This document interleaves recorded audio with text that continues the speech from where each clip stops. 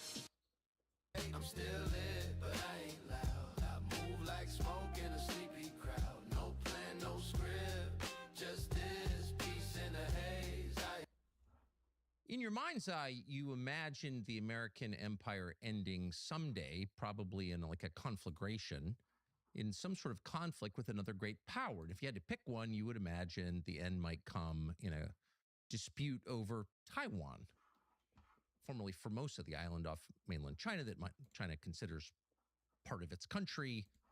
There's been a dispute about this for almost 80 years. And the United States has sort of informally suggested that it would defend Taiwan's sovereignty, and periodically that part of the world, South China Sea, pops into the news, and you think, wow, that could be a big deal if, we actually had a war with China, because every year they get stronger. They now have a bigger economy than ours. And you can kind of imagine some reckless American leader destroying American power over Taiwan. But you probably never imagined that the end of American empire would come in a little over 100-day conflict with a little rogue state on the Persian Gulf that has the 34th largest economy in the world, a country called Iran, which generations of Americans have been raised to believe is crazy and dangerous, but basically irrelevant and certainly not civilized, and in no way capable of affecting America's place in the global hierarchy. You just couldn't imagine that would happen. But something like that apparently has happened, and we know because we now have the text of the MOU, the Memorandum of Understanding between the United States and Iran, that, unless something happens, is going to be signed in 2 days, this Friday, in Switzerland by both countries. Now, versions of this have been circulating for the past 3 days. And earlier today, apparently on background, members of the Trump administration read the 14 points in the MOU to a bunch of different reporters at a bunch of different news organizations. They immediately appeared online, and you read this and you think that can't really be real.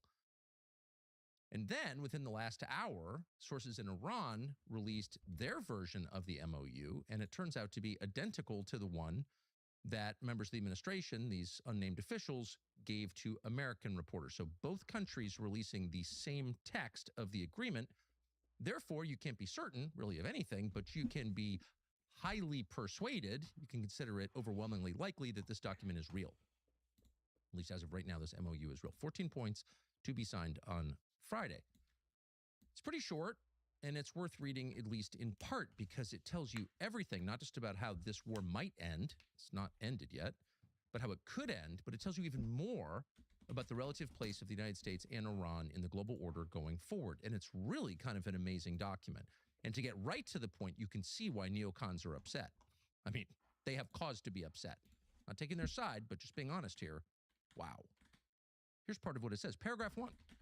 The United States of America and the Islamic Republic of Iran and their allies in the current war, by signing this MOU, declare the immediate and permanent termination of military operations on all fronts, including Lebanon, and undertake from now on not to initiate any war or any military operation against each other, and to refrain from the threat or use of force against each other, and ensuring and ensuring the territorial integrity and sovereignty of Lebanon.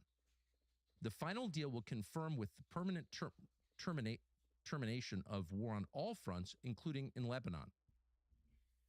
Okay, so that's the first paragraph of the agreement. Israel is not mentioned, but Lebanon is mentioned 3 times. Lebanon? What does Lebanon have to do with this war? Well, strictly speaking, nothing. And when it began on February 28th, we were told by the administration this was purely about disarming Iran and preventing this rogue terror state from getting a nuclear weapon, which would be prima facie a threat to the world. But very shortly after this war commenced, Israel decided, oh, wait, we're going to take this opportunity not to achieve the goals that they convinced President Trump to tell our nation about, but instead to do something we've wanted to do for a long time, which is steal southern Lebanon. And so very shortly after this war began, Israel started a new war with American weapons paid for by American taxpayers designed to take land from Lebanon, all the land south of the Litani River, which kind of bisects the country diagonally, and then starts hitting Beirut on the Mediterranean, an ancient and beautiful city, maybe the most beautiful city in the world. And Israeli warplanes started blowing up civilians in the middle of Beirut, while the United States was occupied, tied down, really, both fighting this war that Israel inspired. We followed Israel's lead into the war according to the Secretary of State Marco Rubio, and tied up defending mainland Israel from the response to that war from Iran. And Israel takes this opportunity to use our money to start a new war to steal land. So this agreement addresses that in the very first paragraph. So while a lot of people in America didn't even notice this was happening, Iran focused on it. And so in order to get everything else that follows in this agreement, the United States will have to restrain Israel, pull back from Lebanon, stop killing civilians in Lebanon, and give back the land that you stole while the rest of us were paying attention to the Iran war. Wow, that's the first paragraph. And apparently the U.S. is going to sign this. Paragraph 2. The United States and the Islamic Republic of Iran undertake to respect each other's sovereignty and territorial integrity and to refrain from interfering in one another's affairs, internal affairs. Why is this significant? Well, because the United States is addressing the Islamic Republic of Iran not as a rogue terror state, the Third Reich reconstituted in the Middle East, but as a normal country. In fact, as a powerful sovereign country whose internal affairs will be, as a matter of record and agreement, treaty, unmolested. Because you don't interfere in the internal affairs in powerful countries. And so basically this is acknowledging paragraph 2, before we even get to the Strait of Hormuz and the nuclear program and all the rest, this document is acknowledging that Iran is not a rogue terror state. Iran is a sovereign nation, in fact, a great power, because it's negotiating with the world's greatest power, the United States. And the United States is acknowledging that, hey, you have a right to run your country as you like.